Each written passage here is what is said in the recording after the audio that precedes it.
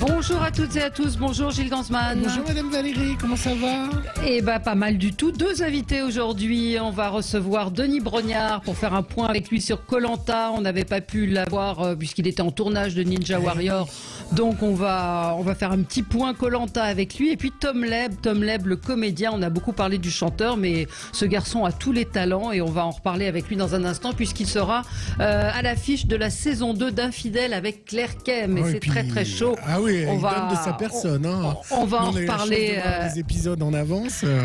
Ouais, moi j'aime beaucoup cette série. On va en reparler avec lui. La question du jour, Gilles, ça cartonne sur Twitter. Oui, absolument. Et alors je ne sais pas si vous avez fait comme moi, Valérie. Moi je me suis réveillé, j'ai mis mon réveil pour regarder le débat entre Trump et Biden. Ah, c'était un spectacle, hein. C'était quelque chose. Bon, alors voilà, ça pique un peu le matin, mais voilà, il y en aura deux débats. Oui, exactement. Puis il y aura un autre débat mercredi.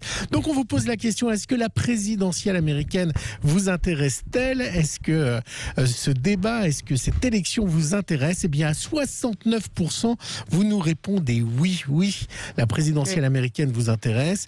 Et c'est non à 31%. Ça tombe bien, hein, parce que Berkoff, enfin toute l'antenne de Sud Radio va vous en parler aujourd'hui. Puis nous, on vous en parle dans cette question. Vous pouvez aller réagir et aller sur le Twitter de Sud Radio pour nous en parler. Donc alors, voilà. Que s'est-il passé à la télévision hier avant de recevoir Denis Brognard, le zapping? Sud Radio 10h midi média, l'instant zapping. Bon, je ne suis pas resté éveillé pour rien, Valérie. Cette nuit, c'était donc le premier des 3 débats de l'élection présidentielle américaine. Alors, un pugilat, une cacophonie, les insultes ont fusé. Il faut que vous le disiez à vos sénateurs. Je ne vais pas répondre à cette question. Pourquoi vous ne voulez pas répondre à la question? Est-ce que vous allez remplir la cour avec... Est-ce que vous voulez bien vous taire, vos démocrates ou non? Qui est sur votre liste, Joe? Messieurs, il n'est pas du tout présidentiel. Alors, c'est cette petite phrase, je vais vous la mettre en anglais dans le texte, le shut up de Biden, qu'on peut traduire par ferme-la, mais tais-toi ou ta gueule pour le plus vulgaire. Voilà, ça donnait ça en anglais. Radical left, will you shut up, man? You gotta shut up, man. Tu veux la fermer. Tu veux la fermer. Non, mais c'est vrai qu'il y a eu des noms d'oiseaux qui ont volé, comme vous le disiez. Oui, mais plus du côté de Biden, pour être honnête. Un Donald Trump qui était tout de même offensif et combatif. Laurence Haïm, une correspondante aux États-Unis qu'on a bien connue sur Canal+, eh bien, elle était sur LCI. Elle a prévenu qu'il ne faut absolument pas sous-estimer le candidat Trump. Je pense qu'il ne faut pas sous-estimer Donald Trump. Et en France, on dit toujours « Ah, Donald Trump est stupide. Ah, Donald Trump... » Non, Donald Trump, c'est quelqu'un qui a gagné une présidentielle. Et aux États-Unis, c'est très difficile de gagner une élection présidentielle. Il ne faut pas sous-estimer cet homme qui est un homme politique qui sent l'air du temps, qui a le sens de la formule, qui est un showman.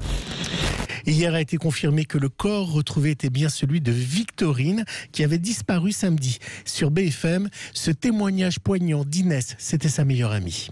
J'aurais jamais pensé que quelqu'un touche à Victorine quand on voyait son visage. Son visage, il dégageait de l'amour, il dégageait de la joie, il dégageait tout. Quand on était énervé, on était de mauvaise humeur, on voyait Victorine, on pouvait pas être triste, on pouvait pas, elle nous redonnait le moral. C'était une fille magnifique. Abominable fait divers. Et hier après-midi, le procureur de la République, lui, a donné des détails sur le déroulement de l'attaque à l'ancien siège de Charlie Hebdo. Il a aussi précisé l'âge du terroriste. Alors, on a un petit problème technique sur ce son. Alors, pour finir, Barbara Pompili, vous savez, la ministre de la Transition écologique, a annoncé hier l'interdiction des animaux sauvages dans les cirques itinérants. Alors, il y a eu un affrontement entre les antispécistes comme Émeric Caron avec le dompteur Frédéric Edelstein, qui est aussi patron de cirque. C'était un combat de lions. Ils sont en complète faute de disparition dans leur milieu naturel. Oui, mais c'est pas les cirques qui les sauvent, malheureusement. Naturel, parce qu'ils sont braconnés, parce qu'il y a la chasse.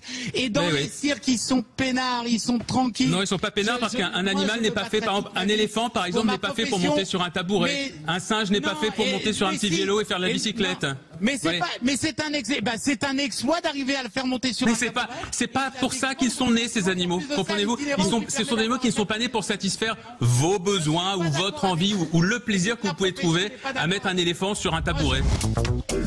Et oui, c'est un débat extrêmement clivant et on va en reparler, nous, à 11h. De l'éléphant sur le tabouret. De l'éléphant sur le tabouret, effectivement, des décisions de ce qu'a annoncé Barbara Pompili hier. Il n'y a pas d'animaux dans Koh-Lanta ou alors ils sont bien cachés. Bonjour Denis Brognard. Bonjour Valérie, bonjour Gilles. Bonjour Denis. Oui, il y a plein de bêtes, Valérie. Oui, il y a plein de bêtes. Il vous est arrivé des choses avec des animaux ? Il vous est arrivé des choses avec des animaux, Denis Brognard ? Des choses comme vous y allez. Non. Je me souviens qu'au Costa Rica, on avait été obligé de décaler d'une bonne heure le tournage d'un conseil parce que nous étions embêtés par un singe qu'on délogeait un peu son environnement et qui s'était agrippé comme un mort de faim au pied d'une caméra. Donc on avait été obligé de l'enlever délicatement avant de commencer le conseil. Mais voilà, quelques petits serpents de temps en temps, enfin des animaux tropicaux sympathiques. Sympathique. Oui, il n'y a pas eu d'accident avec des. Vous n'avez pas été attaqué. Et ça, c'est une chose qui est vérifiée d'ailleurs par la production. J'imagine que les endroits où vous allez ne sont pas trop dangereux, même si effectivement vous avez évoqué toutes ces bêtes tropicales, mais ça fait partie du risque, oui. On fait évidemment très attention à tout ça et nous avons bien sûr une surveillance extrêmement rigoureuse et une inspection des endroits où nous tournons très précise avant même que les candidats n'arrivent, bien évidemment. Alors, Koh-Lanta a cartonné pendant le confinement. Moi, j'ai plein de gens autour de moi, des restaurateurs par exemple, qui n'étaient pas chez eux le vendredi soir, qui ont découvert Koh-Lanta. Vous avez été vraiment l'une des émissions phares du confinement et même de l'après-confinement. Ce succès après, on va dire 19 ans, puisque l'année prochaine vous allez fêter la 20e année, il est évidemment réconfortant pour vous, j'imagine. Vous étiez surpris de voir que justement il y a eu cet engouement pendant le confinement? Alors, j'étais pas surpris parce que on a tendance à parler des scores du confinement et vous avez raison parce qu'ils ont été tout à fait excellents. Mais n'oublions pas que ça fait 19 ans qu'on est largement leader le vendredi soir et qu'indépendamment du confinement, les résultats de Koh-Lanta sur toutes les cibles importantes sont très très bons. Donc, on a gagné encore des téléspectateurs et vous avez raison de dire que certains ont découvert Koh-Lanta, d'autres, je pense, dans un plus grand nombre, ont redécouvert Koh-Lanta. Ouais. Et on se rend compte que ça se traduit aussi sur les chiffres d'audience de cette saison-là qui a commencé il y a quelques semaines, parce qu'on a d'excellents chiffres qui sont à mettre pratiquement en rapport avec ce qu'on avait pendant le confinement. Donc, tant mieux. Ça veut dire que cette vieille émission qui va donc, vous le disiez, fêter ses 20 ans, plaît toujours au public, au plus grand nombre, et qu'on arrive avec le replay à s'approcher toutes les semaines des 6 millions de téléspectateurs, c'est-à-dire 10% de la population française, qui est dans notre monde très concurrentiel de la télévision considérable. Alors vous l'avez dit, une vieille émission. C'est vrai que c'est une longévité assez incroyable à la télévision, Denis, hein. Et oui, vous ne changez pas évidemment. Mais c'est vrai que vous innovez chaque année. Et cette année, c'était cette idée d'avoir 4 équipes régionales. Ça a été compliqué pour vous à gérer? C'est plus compliqué parce que qui dit plus d'équipes dit plus de moyens techniques, de moyens humains. Donc une production qui coûte plus cher évidemment, mais c'était aussi important pour nous, comme chaque année, d'avoir un impact très fort et un phénomène de surprise pour les candidats et donc pour les téléspectateurs d'entrée. Et c'est vrai qu'on avait régulièrement un Koh-Lanta classique, ces 2 équipes, les rouges et les jaunes. On avait intégré parfois une 3e équipe avec les bleus. Cette fois-ci, on avait 4 équipes. Et puis vous savez, et c'est pas aux gens et aux auditeurs de Sud Radio que je vais apprendre ça, on est très attaché à sa région, on est très attaché à l'endroit où on est né, à l'endroit où on vit. Vous voyez, moi je suis bourguignon et très fier de l'être. Et donc les gens, non seulement ils jouent pour eux, mais les gens ils jouent aussi pour leur région, pour leur village. Et ça renforce encore un petit peu plus la motivation et ça renforce aussi le niveau de lecture des téléspectateurs qui sont là et qui ont forcément les yeux un peu plus doux pour les gens qui appartiennent à leur grande région. Moi, j'ai mes chouchous, c'est Dorian et Brice. Lequel des 2 va gagner ? Écoutez, Gilles, je sais qu'à chaque fois, vous essayez de me faire dire des choses que je n'ai pas envie de dire. En tout cas, vous avez raison d'apprécier Dorian et Brice, qui sont de très bons compétiteurs, qui doivent encore, si vous êtes un analyste précis de Koh-Lanta, progresser en termes de survie, parce que c'est pas forcément leur grand fort au départ, mais c'est vrai que ce sont les Dorian et Brice de l'Ouest, des concurrents valeureux et des concurrents redoutables. Maintenant, vous dire jusqu'où ils vont, vous savez que malheureusement, je le disais tout à l'heure, c'est une vieille émission, moi je vieillis aussi, et je suis un petit peu gagné par des problèmes de mémoire. Ah. Mais ils sont formidables. Non, mais c'est vrai qu'ils sont formidables et il y a à chaque fois, il faut dire, dans Koh-Lanta, un travail de casting qui est juste fabuleux. Et puis moi, je voulais signaler quelque chose aux éditeurs, c'est que Denis Brognard est très très occupé. C'est compliqué de l'avoir et qu'il a fait un effort ce matin pour être avec nous. Et je voulais le dire à nos auditeurs que vous étiez souvent disponibles pour être là et que c'était très appréciable, même si ça va être que 5 minutes. Je voulais vraiment vous remercier. C'est normal, j'aime bien être avec vous, vous le savez. Donc ça nous fait plaisir. Je voulais vous demander comment vous allez bientôt avoir une nouvelle émission qui s'appelle District Z. Et ça, j'ai l'impression que c'est quelque chose que vous avez beaucoup aimé. Vous avez fini le tournage, c'est une production d'Arthur. Et il y a des zombies, c'est ça, des stars avec des zombies? Ouais, c'est ça. Vous savez, j'ai de la chance parce que moi, j'aime et je m'identifie bien à toutes les émissions que je présente, que ce soit Koh-Lanta, Ninja Warrior, les événements de sport. Et c'est vrai que District Z, ça va être un ovni à la télévision, ça je vous le garantis. Arthur a eu cette idée de mettre des personnalités, des célébrités avec des zombies dans un univers un petit peu féerique pour leur permettre de disputer des épreuves.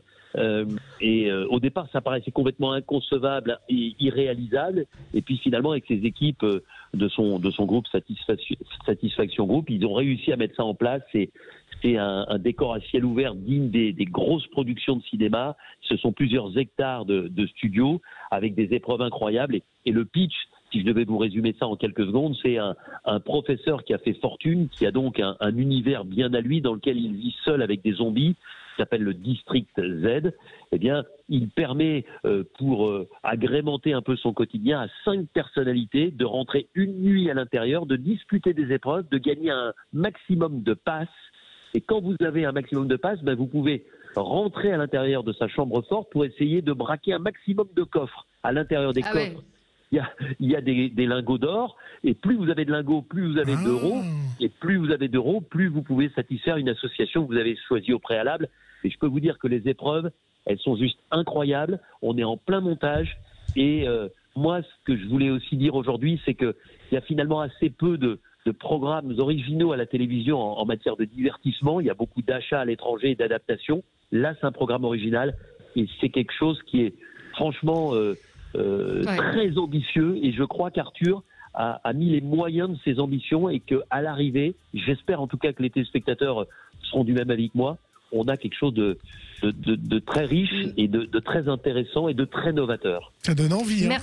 Merci d'avoir été avec nous ce matin, Denis Brognard. Et on vous retrouve vendredi, évidemment, dans Koh-Lanta. Un petit indice pour vendredi, non? Vous pouvez nous dire quelque chose?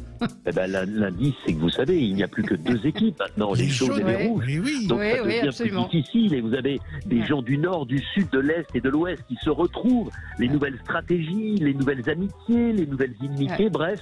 Encore plein de choses à voir vendredi. C'est tout ce que je pourrais vous dire. On sera là. Et puis n'oublions pas que cette saison est dédiée à Bertrand Camel. Faut jamais l'oublier, n'est-ce pas? Je ne l'oublie jamais et merci de le rappeler. Oui, Brigitte nous dit si Bertrand Camel était sur les poteaux et finaliste, difficile de choisir le gagnant. Et oui, nos auditeurs sont fidèles à Koh-Lanta. Merci d'avoir été avec nous. On se retrouve dans un tout petit instant avec Tom Leb, le comédien. À tout de suite.